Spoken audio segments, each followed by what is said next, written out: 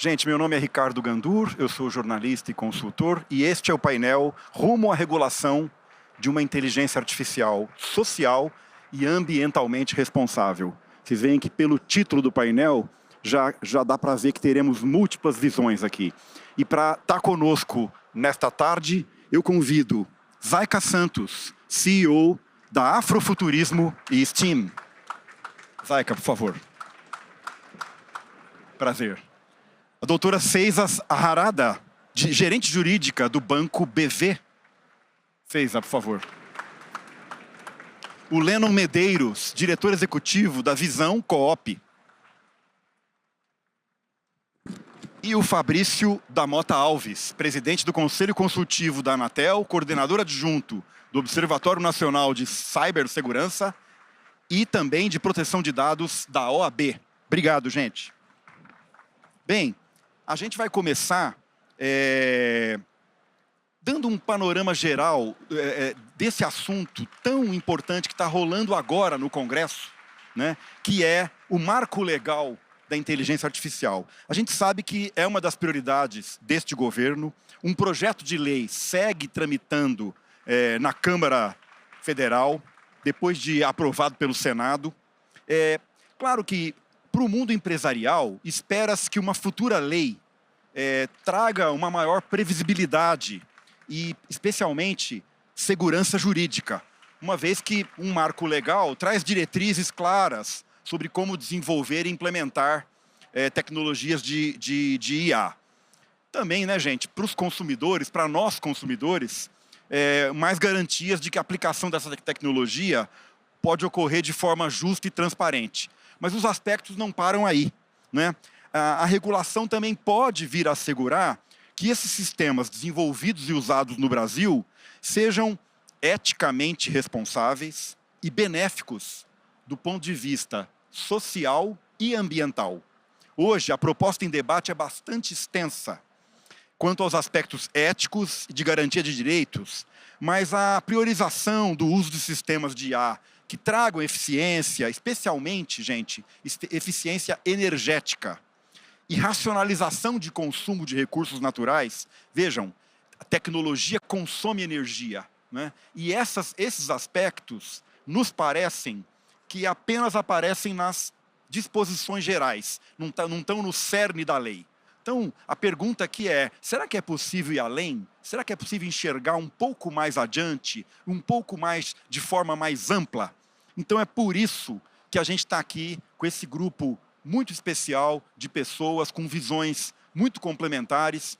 E eu queria, até para dar o pontapé inicial aqui no aspecto do marco legal, queria começar primeiro agradecendo a presença de todos e todas aqui nesta tarde e começar pelo Fabrício Mota Alves. Fabrício, você que é advogado, você, me corrija se eu estiver errado, você é membro da comissão do Senado que analisa esse marco legal.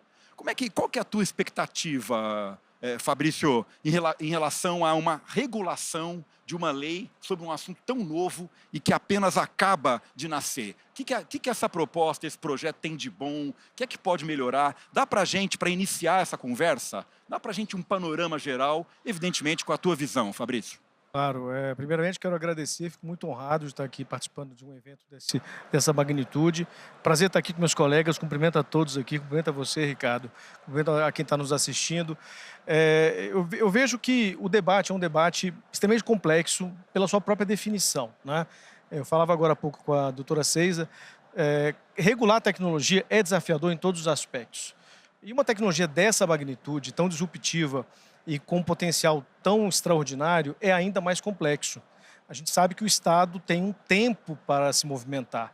E esse tempo ele pode trazer benefícios e prejuízos. A ausência de regulação, ela se insere num ambiente social de liberdade. Eu acho que esse é um ponto que é o ponto de partida dessa discussão. Nós vivemos uma sociedade baseada num conceito de democracia constitucional, onde a liberdade é o preceito de partida, é o início de tudo. Mas a intervenção que se faz através de regulação, ela não deve ser repelida ou rechaçada de maneira conceitual. Ela deve ser compreendida com base em necessidade. não só uma necessidade baseada em experiências passadas, mas também uma necessidade baseada em previsibilidade, em uma construção de valores. Regular é essencialmente um controle de riscos. É uma avaliação de risco que se faz social. Mas não é só isso, é também um design social. E quando o Congresso Nacional começou a se movimentar para discutir a regulação de inteligência artificial, ele enxergou um conjunto de valores que partiu de um conceito dentro de um recorte histórico. O primeiro projeto de lei que buscou e se esforçou em regular a inteligência artificial foi o PL 21 de 2020, do deputado Eduardo Bismarck. Esse projeto tinha uma visão principiológica. Então, ele botava ali uma construção de que vamos reduzir ao máximo a carga regulatória e dar o máximo de liberdade, promovendo algumas diretrizes. Só que isso já foi rechaçado logo de plano. A Câmara aprovou o projeto, veio uma carta de juristas, de acadêmicos, rechaçando algumas regulações, a ausência de uma definição mais assertiva de responsabilidade civil, por exemplo, que é um debate muito presente na inteligência artificial. Quem responde pelo que ela faz, né? Quem de fato deve responder. E esse debate, quando chegou no Senado, ele foi estancado para que uma comissão de juristas, essa sim da qual eu fiz parte, Ricardo, uma comissão de juristas pudesse ouvir mais a sociedade e produzir algum conceito um pouco mais elaborado. Veio, então, um anteprojeto, que depois foi apresentado pelo senador Rodrigo Pacheco, que até então era o presidente do Senado. Esse anteprojeto se tornou o PL, que agora está em curso na Câmara dos Deputados. Então, o que basicamente se tem de evolução? Nós saímos de uma vertente extremamente principiológica para uma vertente bastante carregada em prescrição regulatória. O PL que a Comissão de Juristas fez, que nós produzimos, era um PL muito carregado, de fato, em prescrição regulatória. Aquela visão era uma visão de um conjunto de especialistas juristas. Claro que ouvimos a sociedade, tivemos a participação de diversos segmentos sociais, mas era uma visão de um pequeno agrupamento, não era uma visão de parlamentares. O anteprojeto, quando foi apresentado, ele passou a se inserir no seio de um debate constitucional democrático, que é o do Congresso Nacional. O Senado ouviu diversos segmentos, foi instalada uma comissão temporária de inteligência artificial, uma comissão parlamentar. Essa comissão fez ouviu mais de uma centena de especialistas, de representantes da sociedade, foram dezenas de audiências públicas e foi se produzindo e depurando esse texto. Então, o que nós temos aprovado no Senado já é um texto fruto de uma discussão pública e muito política. Tá, Ricardo? O que tem agora na Câmara dos Deputados é um conceito que os deputados vão depurar ainda mais. E eu só quero finalizar com uma pequena observação. É claro que o projeto tem muitos pontos polêmicos e não é possível agradar a todo mundo em relação a esse aspecto, né? Há críticas em relação ao afrouxamento do projeto e há críticas em relação ao adensamento do projeto. O debate democrático vai definir quem está, de fato, com a melhor condição de decidir. Mas a Câmara dos Deputados já sinalizou interesse em desidratar um pouco mais essa regulação, voltando às suas origens, porque ela já tinha se manifestado sobre um conceito principiológico. Então, o que a gente tem que agora observar é, de fato, qual vai ser o modelo de abordagem regulatória que o Brasil vai adotar. Não, perfeito, Fabrício. Muito obrigado. A gente vai voltar a isso. Mas antes, para rodar aqui a nossa roda de conversa, eu queria passar a palavra para a Seiza Harada. Gente, a Seiza é de TI e do direito. Olha que mistura interessante, né? Hoje, gerente jurídica do Banco BV. Seiza, como é que você tem acompanhado isso? Você que tem essa visão, você foi de tecnologia, hoje está na área do direito, na área jurídica de um banco importante. Traz para a gente como que essa mistura de visões, que indagações elas te trazem? Obrigada por estar aqui. Obrigada, Fabrício, pela introdução aí excelente que você fez, já contando da origem, né, da discussão regulatória. Então, eu tenho uma visão dúbia aqui, né? Eu estou conflitada. Traz para a gente. Então, um objetivo aqui com um subjetivo pulando do outro lado. Mas, assim, eu entendo... Pedir para você falar bem pertinho. Eu entendo que a gente precisa dosar melhor o texto do PL hoje. Inicialmente, de fato, o texto era muito biológico e a gente tinha dúvidas da aplicação dele na prática, né? Se ele traria o resultado esperado do ponto de vista regulatório. Depois da reforma dele, né, que é o que está hoje lá na Câmara, em votação, ele ficou muito mais prescritivo do que principiológico. E é isso que preocupa um pouco a gente do mundo de tecnologia. Eu acho que a lei ideal, ela tem que ter mais princípios do que regras específicas. Né? Quando ela está tratando principalmente do tema de tecnologia, você tem que tomar muito cuidado para que a lei não se torne um obstáculo para a inovação. Explica para a gente a tua frase. Ele está muito mais prescritivo do que principiológico. Ele mais prevê do que estabelece princípios. Ele tem muita regra, muito detalhe, que talvez isso não seja, inviabilize ou dificulte, crie algum tipo de obstáculo para a inovação. Né? Entendi. Então, é muita regra, muito detalhe que talvez jogue contra o mercado. Certo. Né? Então, eu acho que a lei tem muitos acertos, principalmente quando ela foca na pessoa humana, quando ela garante direitos fundamentais, quando ela exige governança, quando ela cria o sistema de ecossistema ali desse mundo da IA, né? Ela cria órgãos técnicos, ela traz o poder ali das autoridades competentes, dos setoriais, para fazer ali a fiscalização. Então, isso eu acho que são coisas assim, essenciais mesmo. Mas tenho dúvidas quando ela começa a entrar muito no detalhe. Voltaremos a elas. Eu queria aproveitar, então, esse gancho para pedir para a Zaika. Gente, a Zaika dirige o afrofuturismo, que tem a chamada visão STEAM, né, que eu aprendi, que é ciência, tecnologia, engenharia e matemática. A Zaika é uma cientista de dados que tem acompanhado profundamente esse assunto. Zaika, conta para a gente um pouco, pegando essa linha, quer dizer, qual que é a tua visão? O afrofuturismo tem uma baita visão transversal da sociedade, do impacto no ser humano. O que você está esperando? Se é que dá para esperar algo tão concretamente já dessa regulação? Primeiramente, muito obrigada pelo convite. Muito feliz de estar aqui com vocês. Tá?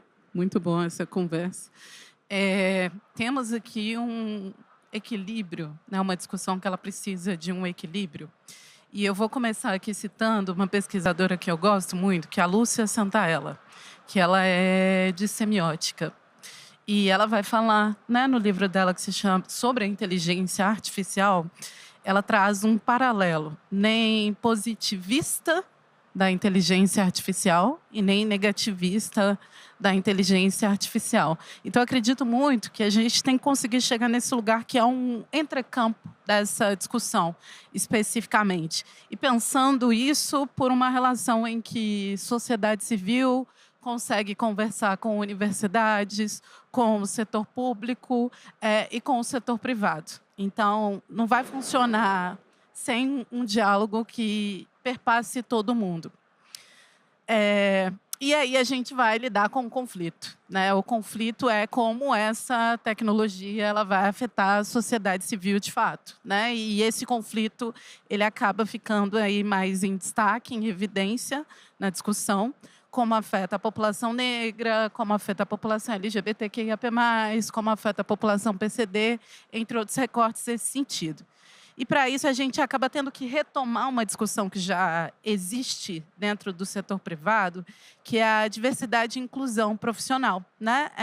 Quando a gente pensa que a democratização do acesso também à tecnologia, alfabetização de futuros, literacia digital, todas essas conversas que já são conversas antigas e que estavam muito atreladas à conversa da regulação da internet, né?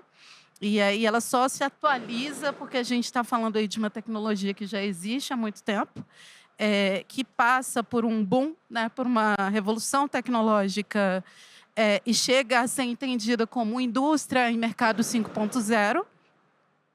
Só que essa revolução ela não pega todo mundo. Isso é uma questão prática, assim, ela não vai funcionar para todo mundo. Então é fundamental que a gente entenda que é importante ter, é importante a teoria e a prática. Na perspectiva regulatória, a ausência de profissionais técnicos, né, do setor do TI é um grande problema, porque há também um raciocínio que desumaniza esses profissionais, e isso é fundamental de ser pensado, né? O que a gente está pensando aqui para narrativa do viés, mas quem faz a mitigação do viés? São quantos dados, né? Quantos 0 e 1 são mitigados? Quanto tempo demora, né? Quantas horas trabalhadas são efetuadas? Então, a gente precisa equilibrar a conversa. Olha, muito obrigado. Eu não resisto aqui, antes de passar para o Lennon, não resisto a um comentário aqui. Tive recentemente num congresso de comunicação e ouvi a seguinte frase, quer dizer, não use a IA para substituir o seu raciocínio, e sim como uma ferramenta. Não resisti de trazer esse pensamento aqui, com tantos impactos que a gente ainda nem imagina no mercado de trabalho, na desigualdade, na equidade, né? E assim vai. Nós voltaremos a isso. E Lennon, o Lennon é da Visão Coop, ele vai explicar para a gente melhor o propósito da Visão Coop, mas Lennon, é irrefutável, né, a discussão que tem sido feita, nós todos temos acompanhado, sobre o consumo de energia dos data centers, consumo de água. Na tua visão, do Instituto Visão Coop, uma regulação poderia ou deveria tratar dessas questões? Qual que é a tua visão, Lennon? Traz para a gente, Lennon Medeiros. Obrigado pela pergunta, Ricardo, e a mesa. Assim, eu chego sempre muito com algumas coisas já pensadas para ter essa discussão, e via de regra esse roteiro é rasgado uma vez que eu escuto meus pares, assim, porque eu tinha várias coisas para responder em relação a isso, mas escutando os primeiros argumentos colocados pela mesa, eu fiquei pensando sobre as coisas que estão acontecendo hoje na internet, por exemplo, porque a gente, quando vai discutir consumo de energia, consumo de água, de inteligência artificial, a gente esquece de que existe já um lastro sobre o consumo de água e energia em várias coisas que a gente faz, principalmente na internet. Então, para mim, é muito importante que a gente parta desse debate, lembrando que quando a gente vai lá no Instagram assistir vídeo de gatinho, quando a gente fica lá rolando feed, quando a gente vê Netflix, a gente também está consumindo energia e a gente também está consumindo água. E aí, para mim... Não foi inventado agora isso. Mas existe um imperativo que é muito importante de discutir, que é qual é a importância desses usos que a gente está fazendo. Por exemplo, quem tem filho adolescente, quem tem filho criança, já deve ter se deparado com uma coisa que está acontecendo muito forte agora na internet, que é o tal do brain rot. Você já viu nessa parada? Tem lá aquelas discussões lá, Tum Tum Saúl, bailarina cappuccino, enfim, tem uma cambada de desenhos feitos na internet, cujo único objetivo é produzir uma coisa sem sentido para gerar efeito de dopamina. Isso, para mim, é um uso perverso da internet, está bem dentro daquela discussão sobre a internet morta, e produz um efeito, como para dizer nas palavras da economia, uma externalidade ambiental que é igualmente perversa. E aí eu acho que quando a gente entra numa discussão sobre... Acho que tem algumas coisas para a gente pensar. Primeiro, lembrar de que inteligência artificial não é o resultado espontâneo da matemática. A inteligência artificial é resultado de uma compilação da inteligência coletiva que a humanidade tem produzido. E aí a gente precisa se localizar nessa discussão quando a gente está falando de Brasil. A gente, quando olha para esse grande debate em relação à inteligência artificial, eu tive a oportunidade de contribuir na construção do Plano Brasileiro de Inteligência Artificial, e do meu ponto de vista, a gente não faz sentido a gente tentar discutir como o Brasil uma inteligência artificial que vai estar voltada para o uso de roteiro, para o uso de criação, que são coisas maravilhosas, a criação de imagem, a programação, os códigos em linguagem de programação, mas a gente precisa se lembrar que a gente está no Brasil, um dos países com maior capacidade na sua biodiversidade, com uma capacidade de produzir ciência climática como poucas, e acho que a gente talvez não esteja levando a sério essa vocação. Então, quando eu olho para essa discussão em relação a consumo de energia e consumo de água, a pergunta que me sobe é sobre que tipo de uso que a gente está discutindo. Porque do ponto de vista de conseguir identificar quais são os padrões, quais são as correlações que existem entre os diferentes biomas. Vocês sabem qual foi a relação que existe entre a seca na Amazônia e a enchente no Rio Grande do Sul? Isso é um dado dificílimo de compilar. Isso é um dado que a ciência brasileira ainda está se debruçando em cima. E antigamente, nos painéis do IPCC da ciência climática, a gente está falando de uma sala com vários cientistas, antigamente rabiscando na mão, em tabelas, em uma série de papéis, e que hoje a gente ainda está muito na fase de fazer esse tipo de compilação via tabela de Excel e outros tipos de planilha. A gente tem uma oportunidade de começar a identificar padrões de dados e produzir ciência climática e ambiental em altíssimo nível. Quando a gente coloca esse uso em perspectiva, aí eu acho que é um uso estratégico a gente produzir sim, o uso de inteligência artificial para entender qual é a relação da Caatinga com o Pantanal, o que a gente pode ter de princípios ativos a partir da floresta amazônica, como é que a gente pode impedir as enchentes na sua raiz, e eu acho que isso sim vale a pena a gente usar os nossos esforços. Não, incrível. Vou voltar a isso. E o Lennon falou uma coisa engraçada que a gente também aqui rasga roteiro, viu? Porque a gente vem com o roteiro montado e vocês falam coisas que eu gostaria de explorar na sequência. Eu não resisto aqui a contar uma historinha. Uma das vantagens de ficando velho é que você tem coisas para contar, né? Vocês sabem que comecei minha carreira na Folha de São Paulo e eu me lembro, era 1996, em frente à editoria da Ilustrada, tinha uma salinha que na placa estava escrito computador da internet. E era só uma pessoa que sabia mexer. Gente, um dia eu conto melhor isso. Mas eu vi a internet nascer, tá? Então desculpa. Mas maravilhoso ver a IA nascer agora. Mas voltando, e aí, como eu falei em rasgar roteiro, é porque é o seguinte, eu ouvi duas expressões aqui agora que foram incríveis. Alguém, acho que foi a Zayaka, falou em desumanizar. Acho que foi. E depois alguém falou, Lennon falou em uso perverso. Eu queria fazer a segunda rodada aqui. Fabrício, dá para um marco legal evitar desumanização e uso perverso? Bom, como a sua pergunta pouco tem a ver com a discussão básica de inovação e violências à inovação, eu diria que sim. Se houver implementação daqueles controles que estão sendo colocados lá, com certeza a gente vai ter uma governança que se baseia numa arquitetura de confiança. Ou seja, você, desde o início, desde antes de você implementar a ferramenta, a tecnologia, você avaliar, você ponderar sobre os seus riscos, criar uma estrutura para que possa mitigar os efeitos de eventuais vieses que possam surgir. Com certeza você vai ter um impacto bem menor de consequências negativas. Ou seja, o nível de responsabilidade vai ser proporcional ao seu nível de esforço. Mas esse não é o ponto de crítica ao projeto. O ponto de crítica ao projeto é justamente essa carga regulatória. Há muita defesa no sentido de que houve um exagero da comissão de juristas, do projeto de lei, de implementar e uniformizar. Mas essa é uma ponderação muito complexa, sabe, Ricardo? Porque, enfim, que tipo de valor que a gente deseja, né? Regulação é design social, como eu falei. Então, que tipo de valor que a gente quer implementar? A gente está num evento que fala de aceleração. Mas será que velocidade tem que estar acima da segurança? Perfeito. É uma ponderação relevante nesse debate. Então, ainda com você, e aí voltando ao nosso raciocínio aqui, eu quis abrir um parênteses para exatamente te ouvir sobre essa perspectiva. E aí eu contei a historinha do início da internet até para pegar o ponto de agora. IA está apenas começando. Acho que assim estamos há 2 anos e meio de aplicação pública.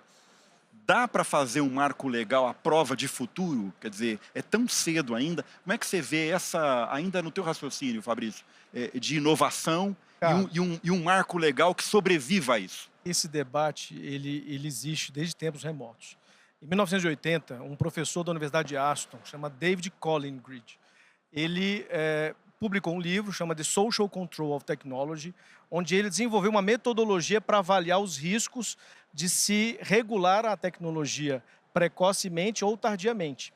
Então, no fundo, eu não diria que há certo e errado. O que existem são impactos, consequências das decisões.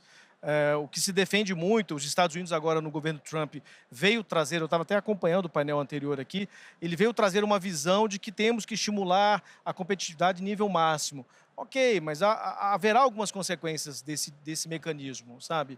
Assim como há países que optaram por não regular haverá consequências também. O senador Eduardo Gomes, que foi o relator da matéria no Senado e provavelmente será o relator quando o assunto retornar da Câmara ao Senado, ele usa uma frase muito interessante, que o Congresso Nacional faz bem quando não aprova uma legislação ruim. Então, não aprovar uma legislação ruim é algo positivo. Mas aprovar uma legislação boa talvez seja um dever, uma responsabilidade social, inclusive. Então, que tipo de sociedade que a gente experimenta? O David Collins ele diz exatamente isso. Não podemos ser muito precoces a ponto de sufocar as consequências que nós não antevimos ainda e nem muito tardios a ponto de não conseguir recompensar os prejuízos que foram cometidos ao longo do tempo. Então, o ponto de equilíbrio é, de fato, o mais complexo desse debate. E acho que ninguém tem resposta para isso. Ou seja, respondi? Não respondi a sua pergunta. Mas eu acho que essa é a visão que se tem que apresentar. A gente circula e volta a esse ponto. Eu queria ouvir a Ceiza, porque essa mistura de direito com tecnologia... Ceiza, você agora... Me lasquei. Te lascou, se lascou. Muito se fala, né? Não sei se o Fabrício concorda comigo, que a boa lei é atemporal, né? Ela resiste ao tempo. De novo, eu queria ouvir a tua visão sobre isso. Dá para ter um marco legal minimamente consistente com algo ainda nascendo, né, que sobreviva ao futuro? Acho que sim. Assim, não tem resposta certa nem nada, mas eu uso aqui um exemplo que eu gosto muito, que é o Marco Civil da Internet. Né? Apesar de ser uma lei antiga já, né? Eu não me recordo agora o ano exato, mas... 2014. Perfeito. Ela já passaram-se 10 anos e ela está ali como um bom exemplo de uma lei bem feita. Né? Eu acho que, assim, óbvio, a IA, a tecnologia, o futuro, a gente não consegue prever, não dá para saber, mas quando você parte de uma lei mais principiológica, porque princípio é uma coisa que é imutável, direitos fundamentais, respeitar a Constituição do país, né? São coisas perenes, assim, que não vão ser mudadas. Mas uma coisa que eu vi na lei, no projeto de lei, que me incomoda com essa mente tecnológica 4 anos, tem uma previsão de que em 4 anos a lei deve ser revista. E aí eu não sei, tá? Aliás, o Fabrício pode até dizer muito melhor do que eu, mas por que 4 anos? Né? Base em quê? Realidade brasileira? Eu não entendi. Quando você está falando... historicamente, o Brasil tem uma demora na criação de leis, né? Enfim, a gente tem leis que tramitam por anos até que ela seja aprovada, sancionada e entre em vigor. Então, os 4 anos me deixou com uma sensação de por quê? Né? Não entendo. Se a gente vai conseguir executar esse prazo, por exemplo. Porque, dado que historicamente a gente tem uma demora na promulgação aí de leis, será que 4 anos é um tempo real, né? Falando pragmaticamente, será que adequado para o Brasil? Não sei. Mas, assim, uma lei à prova de futuro, eu acho que a gente não dá para cravar, como disse o Fabrício, não existe certo, errado, sim ou não, mas a gente pode tentar. Acho que essa revisão que está sendo feita, que ele comentou aqui na Câmara agora, vai ser uma coisa muito boa. Eu olhei ali como está hoje, eles começaram as audiências públicas, chamaram diversos setores da sociedade, vários deputados fizeram pedido, todos foram aceitos, aprovados. Então, eu acho isso muito positivo. Acho que a gente tem um bom cenário. Obrigado. E você me deu o gancho para o que eu queria ouvir da Zayka, um pouco para aprofundar essa coisa da visão da sociedade e da participação da sociedade em geral, né? Na ótica do afrofuturismo, unindo ciência, tecnologia, engenharia e matemática. Como que você vê, nesse momento em que as audiências públicas estão acontecendo, né? Como é que você vê essa união de ciência e visão social? Como fazer essa ponte? Essa ponte ela começa primeiramente na educação básica, né? Quebrando já aquela narrativa de você tem que ser de humanas, tem que ser de exatas ou de biológicas, né? A gente tem que conversar sobre a educação numa perspectiva mais ampla. E conversando nessa perspectiva mais ampla, talvez a gente consiga, em conjunto, enquanto sociedade, né, alcançar o que é, de fato, né, que um profissional de TI faz, o que um profissional que é da ciência de dados vai fazer, um engenheiro, né, vai fazer especificamente com essa quantidade de dados. Acho que outra conversa também que é fundamental é entender que essa revolução tecnológica ela se acelera a partir do que a gente viveu na pandemia. Né? A partir do momento em que toda a sociedade, né, global passa por um isolamento, né, social, e se tem o quê? A internet, né? Se tem o digital para vocalizar, para usar, para transmitir informação, né, para contextualizar de maneira conjunta, aí se acelera também uma outra forma de revolução tecnológica, vou pôr aqui aspas, já iria acontecer, né? Já estava previsto que isso ia acontecer. Diversos intelectuais, pesquisadores, cientistas já traziam essa narrativa, né? Pensando aqui pela Web 1.0, Web 2.0, Web 3.0, né? Nessa evolução. Mas aí nessa conversa conjunta, né? Porque é importante entender que a sociedade ela vai provocar. Por quê? Porque é sobre sociedade, né? A gente não consegue pensar dados só por dados, né? Sem a perspectiva humanitária, sem humanidade, né? É 0 e 1, mas o 0 e 1 reflete a quem? Humanos, né? Não só também, né? Existem outras perspectivas. E na visão crítica, o que me faz refletir muito é a necessidade de se conversar mais sobre literacia digital em todos os ambientes profissionais, a necessidade de se pensar diversidade e inclusão de diversas formas no setor profissional, empresarial, né? Ou seja, se a gente vai usar o 0 e 1 para contabilizar dados da sociedade, a gente também pode contabilizar quantos profissionais indígenas, negros, né, que estão, por exemplo, aqui dentro do Febratec, fazendo suas vocalizações, as suas narrativas, quantos profissionais PCDs, profissionais mulheres, porque aí sim a gente consegue criar um equilíbrio também nessa conversa, porque tem a ver com esse lugar, com a ausência profissional, com a ausência no mercado. Outro ponto só que eu queria trazer sobre os data centers, quando a gente vai refletir aí no uso de água e quando a gente pensa também na regulação, pensa na ausência, na própria regulação de uma proposição que seja mais efetiva, num sentido de proteger, né, de proteção ambiental. Então, é importante amplificar essa conversa e envolver também a população indígena, porque o cientista que usa o dado para ajudar na mitigação de dados, né, vamos pensar aqui no aquecimento global, na perspectiva de queimadas ilegais na Amazônia, né, que por acaso foi o meu projeto de ciência de dados foi nesse lugar, nessa narrativa. Só que a questão ao mesmo tempo que o cientista ele está apoiando ali a população indígena, será que a população indígena sabe? Então, é o diálogo, né? É o diálogo conjunto. Acho que é isso. Perfeito. Não, já pelo gestual, já vou passar para o Leno, que eu já estou vendo o balão dele aqui, o pensamento. Leno, eu já ia te passar a palavra, ainda para você aprofundar mais e pegando o gancho da Zayka, conta para a gente, quer dizer, essa visão do uso responsável da energia, pegando aqui o ponto da doutora Ceiza, mais principiológico do que prescritivo. Aprendi isso hoje, vou levar para casa.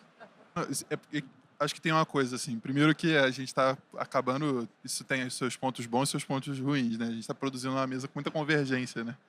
Acho que tem um desafio, né, da gente não estar divergindo aqui, e às vezes a divergência é produtiva, mas acho que a convergência que a gente está produzindo aqui tem um princípio, né, tem uma coisa que é fundamental por trás, que é essa capacidade de identificar a vocação e, sobretudo, ser justo e responsável no uso.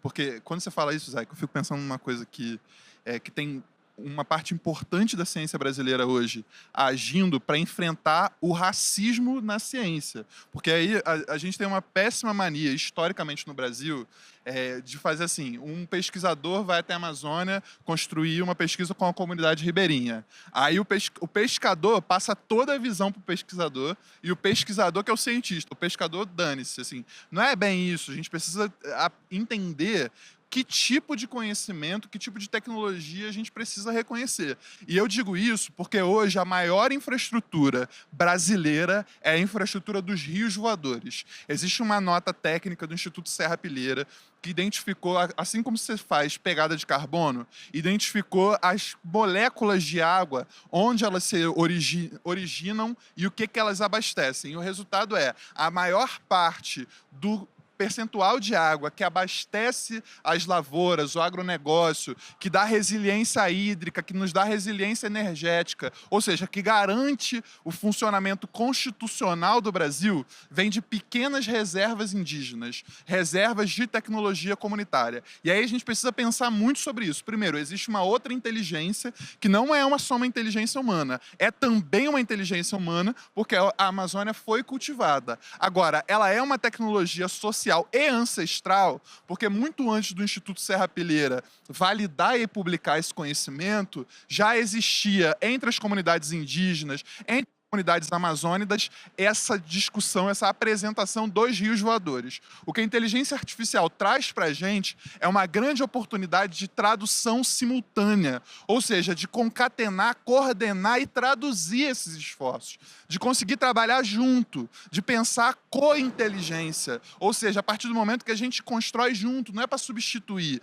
é para ser capaz de sintonizar na mesma página, de trazer dados, de produzir mapeamento, matchmaking de tecnologias, como nunca foi feito antes. E eu digo, isso salva vidas. Eu venho de um território onde a gente viveu mais de 10 anos de enchente ininterruptas. E sabe como é que elas foram interrompidas? No momento que a gente conseguiu mostrar para os engenheiros dessa cidade que quem sabia onde aconteciam as enchentes, quais eram os fenômenos que eram produzidos por ela, quais eram os principais pontos que precisam de adaptação, eram os moradores, eram as lideranças sociais, eram pessoas que às vezes não tinham nada a ver com o ponto de vista da engenharia, mas conheciam o histórico daquele território. E aí, assim, via de regra, a gente está falando de uma população favelada, uma população preta, uma população de maioria de mulheres e que precisa ser escutada na sua inteligência. Foi no momento que a gente teve a capacidade, a visão, e aí a gente surge enquanto iniciativa, de começar a usar a inteligência artificial para traduzir essas duas pontas, que a gente conseguiu convencer o poder público a ouvir esses mapas de vulnerabilidade e fazer essas adaptações. O resultado disso é que hoje, com essa metodologia, a gente está construindo, junto à presidência da COP30, um mutirão global pelo clima. Então, funcionou em Queimados, que é um dos berços da milícia, uma das cidades que já foi a cidade mais violenta do Brasil. A gente conseguiu fazer uma transformação lá. Será que em outros territórios, que a gente tem outro tipo de desafio social, mas que a gente também tem grandes vocações de tecnologia social, de consciência coletiva, de tecnologia computacional, a gente não é capaz de produzir usos mais interessantes de IA e poder computacional? Acho que a gente precisa investigar essa vocação brasileira e começar a investir nossos esforços, nossos recursos financeiros, nossos recursos humanos na direção certa. E aí, por isso fico feliz, porque a gente produz convergência no sentido que precisa, em construir, sim, uma interface que seja socialmente responsável, mas principalmente que aproveite a oportunidade e a vocação brasileira para o meio ambiente, para o clima e para esses biomas e ecossistemas que têm característica única em todo o mundo. Não, obrigado, Lennon.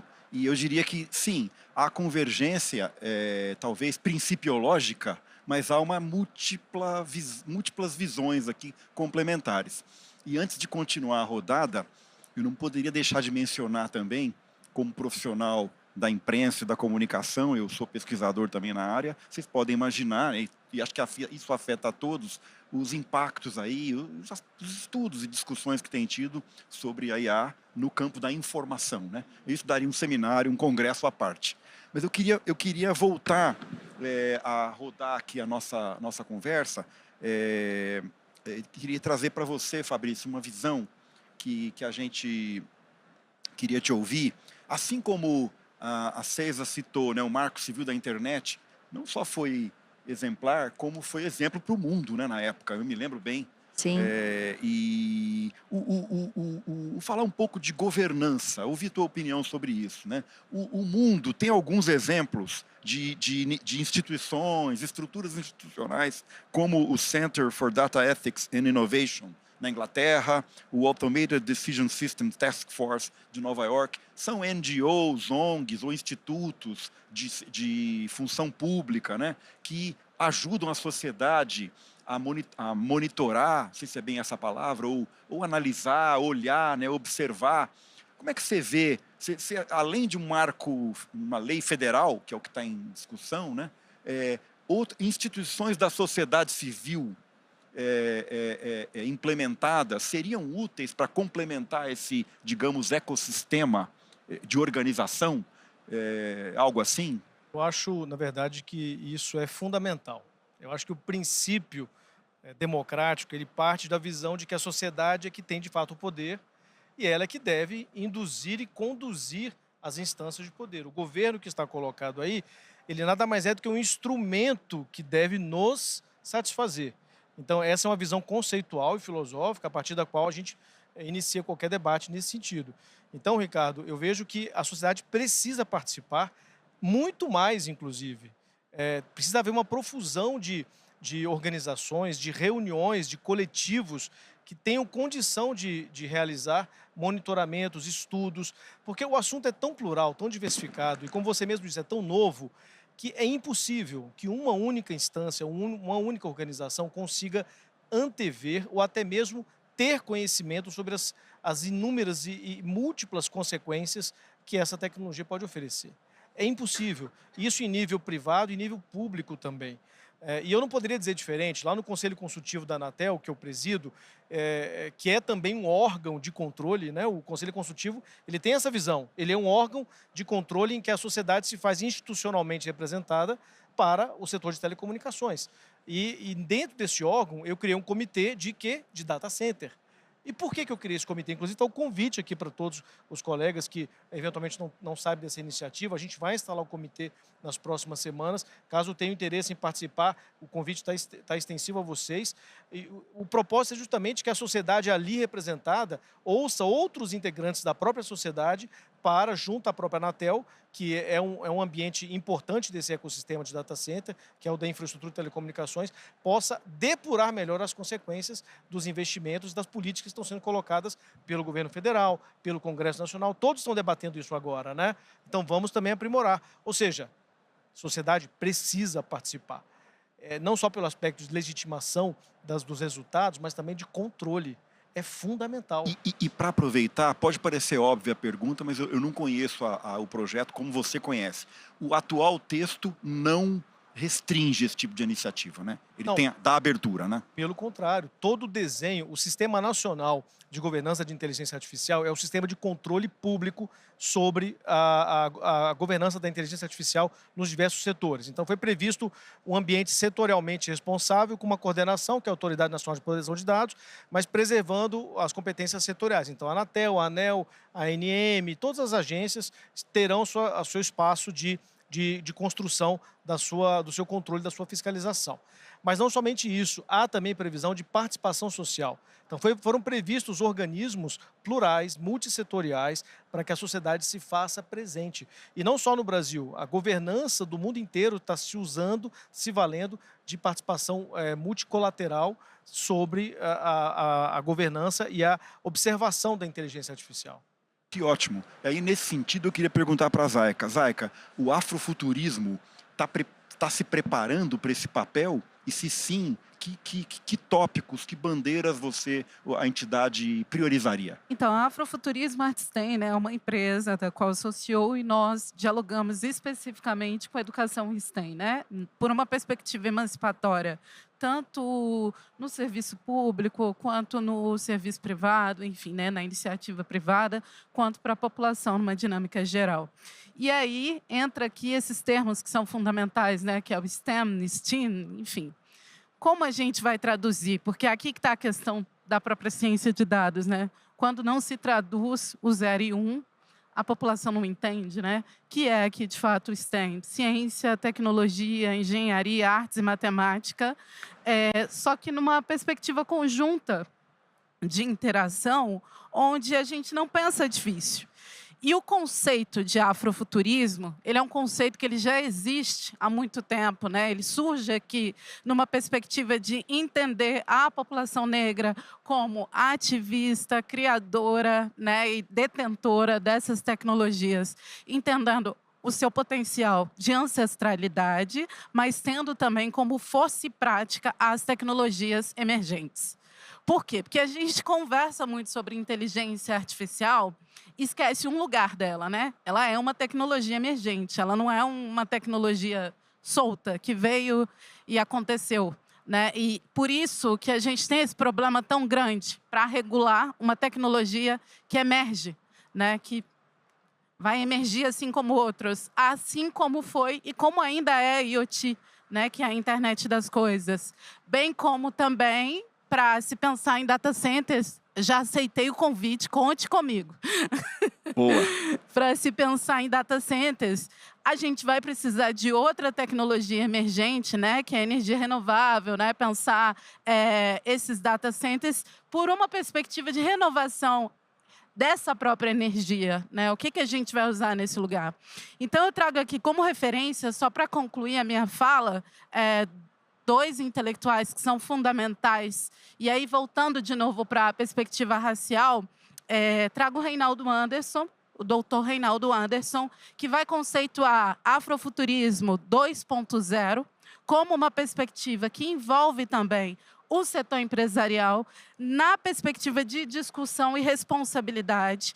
E ele está ali muito conectado com a alfabetização de futuro a partir da ONU e da Unesco. Porque quando a gente fala também da inteligência artificial, é importante rememorar que ONU e Unesco já desenvolveram documentos, que esses documentos também são referenciais que foram utilizados para essa regulação da inteligência artificial, bem como para a prática, tanto na dinâmica educacional, quanto na dinâmica empresarial, quanto no setor público, quanto sociedade. A outra conceitual que eu vou trazer é a Londra Nelson, que em 1991 ela escreve um livro, ela faz, na verdade, a editoria desse livro, que se chama Tecnocolor, e que vai discutir o viés algoritmo já naquela época. Porque a internet ela nasce muito com essa apresentação de somos todos iguais, mas, na verdade, somos diversos, né? E é muito bom que essa diversidade exista e que a gente consiga conversar sobre essa diversidade. Então, é necessário mitigar viés. É necessário ensinar a população o que é a mitigação de viés. Conversar sobre o racismo algoritmo é fundamental, mas explicar para a sociedade que existem diversos vieses algorítmicos e que esses vieses eles podem ser mitigados de maneira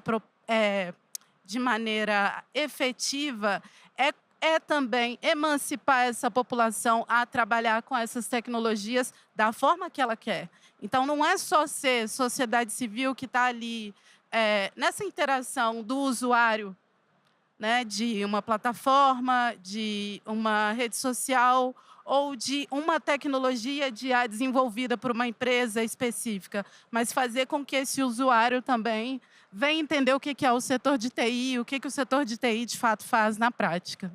Perfeito, obrigado, Zaica. Gente, vocês sabem que assim, eu tenho formação de editor, né? Então o editor ele tenta olhar o todo assim e compor, entender o conjunto, né? Então está sendo fascinante ouvir vocês e ver como é que, puxa, e como que um marco legal, né, tem que levar em conta tecnologia, cultura, formação, né? Queria ouvir da Ceiza, que de novo com essa mistura tão fértil de direito com tecnologia. Como é que você está vendo esse caminhar, Ceiza? Quer dizer, pegando essa coisa... o Fabrício, ainda falando de governança, né? O Fabrício não só saudou a questão da governança, como sublinhou que o marco legal pode propiciar condições para que a sociedade participe, né?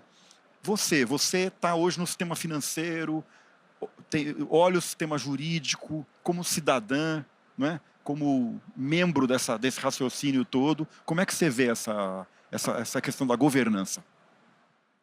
Eu acho que de tudo que a lei coloca ali, do projeto de lei tem, acho que a melhor parte dele é a governança, assim, para mim, pessoalmente. Por quê, né? Eu acredito muito nisso. Eu acho que quando você tem uma boa governança, você garante estar compliance com as coisas, né? Compliant com as normas, com tudo que envolve aquele assunto. Os exemplos até que você citou aqui, tem um que eu gosto muito, que é...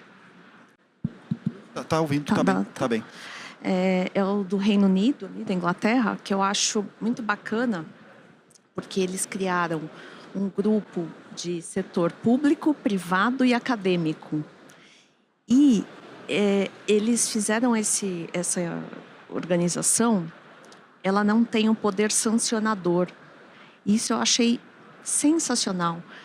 Como profissional, né, do direito, vivendo ali o dia a dia das empresas, o que eu vejo? Às vezes você tem uma norma, uma lei, enfim, não importa se é do regulador, de quem seja, você tem dúvidas, você interpreta de uma forma e nem sempre aquela forma está adequada. Aonde você tira a dúvida? Para quem você pergunta? Vou perguntar para o meu regulador. Mas o meu regulador, ele tem um poder sancionador. Será que ele vê? De que forma que ele vai me ver aquela pergunta que eu estou fazendo para ele? Então, às vezes, a gente deixa de perguntar para o nosso regulador coisas, tirar dúvidas, entender melhor como aplicar uma norma, por receio da consequência daquela pergunta. E eu acho que quando você cria, como teve no Reino Unido, um órgão sem poder sancionador, mas só com o objetivo de direcionar, verificar se você está adequado, analisar se tem vieses, se você está garantindo ali o mínimo que a legislação te exige, você passa a ter uma visão externa, sem, né, enviesada ali em benefício daquela empresa, uma visão técnica, multidisciplinar, e aí eu acho que você fomenta mais ainda a inovação com segurança jurídica, e com um olhar amplo de toda a sociedade, né? Porque são pessoas multidisciplinares. Posso só falar uma coisa que eu, pegando um gancho do meu colega aqui? Claro que pode. Deve. Quando você falou de data center, achei muito legal, porque assim, eu achei que a lei falou muito pouco sobre isso. Ela tem um artigo só, né? E ela não... Talvez a gente tenha uma oportunidade ainda de tratar melhor desse tema, de trazer mais luz para isso. Eu senti falta um pouco disso e senti falta de tratamento do lixo eletrônico que a gente gera. Então, pegando um gancho com o seu tema, que você sabe muito mais do que eu, mas eu acho que é isso. Eu acho que a gente tem ainda a oportunidade, ainda está em tempo de pensar tanto no lixo eletrônico, na reciclagem disso, o que a gente vai fazer com isso, dada a velocidade que as coisas evoluem, né? Pensando em hardware, em descarte, e na parte do data center em si, de usar energia renovável, explorar tudo aquilo que a gente já tem e usa pouco. Talvez aqui a gente tenha a oportunidade de dar mais luz para isso e reforçar isso no nosso país. Perfeito, Ceis. E já que você olhou para o Lennon, e a gente está caminhando aqui para quase encerrar o painel, Lennon, eu queria que você... Não posso me furtar de te perguntar, né, como é que você vê o Brasil esse ano, né? Temos uma cópia aí que é uma história que começou no Brasil, na Rio 92, né? Pouca gente lembra, né, que o Brasil que inventou esse filme, essa série que vai para o seu 30º episódio. Jogo rápido para a gente começar a rodada final. Como é que você vê o Brasil esse ano, né, discutindo o que nós estamos discutindo aqui, com uma COP na Amazônia? Acho que a gente precisa começar a inventar novas formas de governança. Acho, César, obrigado pela intervenção. Eu tenho um colega que está aqui comigo no evento, chama Arthur Souza, um grande líder de tecnologia, que em 2022 me mostrou esse cálculo que na época era de 3,5 bilhões de desperdício porque quando a gente perde a oportunidade de fazer essa reciclagem de lixo eletrônico, a gente está falando de uma série de componentes, de falta de aproveitamento mesmo. E aí tem uma coisa que contam na história, assim, não sei se é verdade, mas é uma história que fica para mim, e que a gente tem uma grande vocação no Brasil sobre essa parada de inventar novas tecnologias. Vai ter uma galera que vai falar sobre gambiarra, mas eu acho que não é questão de gambiarra. Dizem que em uma fábrica de automóveis veio o time original, né, salvo engano, de um país germânico, para dizer assim, cara, como é que vocês fazem? Porque o aproveitamento de vocês de peça é altíssimo e tal. E eles chegaram aqui e descobriram que tinham todo um time de engenharia capaz de, para não desperdiçar grana, tipo, comprando novas peças, porque não tinha tanto recurso, inventou várias formas de ler essas peças, de reinventar, de utilizar, porque no limite, lixo é uma invenção humana, no sentido de o que é descarte. Então, acho que a gente precisa começar a pensar a forma com que a gente aproveita esses esforços e a forma com que a gente coordena essa ação. O Brasil tem um grande desafio, vou encerrar com isso, nesse ano de COP30, de liderar uma discussão climática num mundo que está ameaçando o multilateralismo. Eu acredito no multilateralismo, acredito que a gente precisa começar a tomar decisões entendendo que os biomas, os ecossistemas, eles não têm limites nacionais. Então, a gente precisa ser capaz de reconhecer que a gente está num grande ecossistema e que não são só transações. A gente precisa produzir esforços juntos e, com isso, a gente precisa aproveitar o melhor das nossas inteligências para produzir tecnologia e solução climática agora. Obrigado, Leno, mas você não vai terminar agora não, você vai terminar daqui a pouquinho, nós estamos na rodada final aqui, 1 minutinho cada um. Fabrício, começar por você. Para encerrar seus agradecimentos, 30 segundos, o que mais te preocupa daqui para frente? Olha, eu acho que assim como a gente discute tanto viés na tecnologia, é o viés do debate em torno da regulação sobre a tecnologia. A gente tem que lembrar que a própria Febraban participou de um painel no Senado, que seu diretor de inovação foi muito feliz quando ele falou que o setor financeiro brasileiro é um dos mais regulados, possivelmente, do mundo. E isso não impede a inovação no setor financeiro. Então, a regulação, ela não é um obstáculo absoluto para a inovação. Ela apenas acomoda e direciona a inovação, mas ela não impede a inovação. Acho que esse é um ponto importante. Perfeito. Que o debate tem que ser clarificado para a gente não comprar ideias absolutistas. Nem o 0 e nem o 1. Vamos tentar encontrar um meio termo aí nessa discussão. Muito obrigado, Fabrício. Lennon, o que mais te preocupa daqui para frente? Em primeiro lugar, eu queria dizer que essas ideias que eu apresento aqui não são coisas que eu inventei sozinho, não são coisas que deveriam ser atribuídas à minha autoria. São resultados de uma inteligência coletiva que eu estou aqui representando, do meu território, da visão co-op, de todo um ecossistema que constrói junto. O que nos preocupa é que a gente tem pouquíssimo tempo. A gente já entrou na década de ação e a gente corre um risco muito sério de passar dos pontos de não retorno. Os tipping points, como a savanização da Amazônia, são uma ameaça latente e a gente precisa direcionar nossa melhor ciência, nossa melhor engenharia para dar conta desses desafios. Acredito que a gente está no momento de encontrar nossa melhor vocação, os cientistas que precisam estar conectados a esses esforços e reinventar uma nova forma de pensar a humanidade e construir esse coletivo para enfrentar o grande desafio da humanidade, que é a mudança climática. Obrigado, Lennon. Prazer te conhecer. Ceiza, o que mais te preocupa daqui para frente? Me preocupa, primeiro que assim, como eu já disse, né? Princípios, de novo. Mas assim, me preocupa a gente ter cuidado para a gente não aumentar a desigualdade a partir da transformação digital. Eu acho que a gente precisa preparar as pessoas para esse mundo, pensando no Brasil, né? Acho que a gente precisa, as pessoas precisam também estar abertas para isso. Acho que tem muita gente que tem ainda medo da IA, receio de perder o emprego, de ficar... Mas assim, como que você faz, como que você reage, né? Não adianta...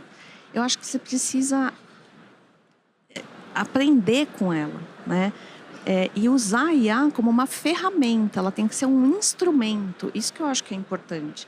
A IA não pode substituir o ser humano. A IA ela tem que ajudar o ser humano. A tecnologia veio para isso. Ela é um meio, ela não é um fim.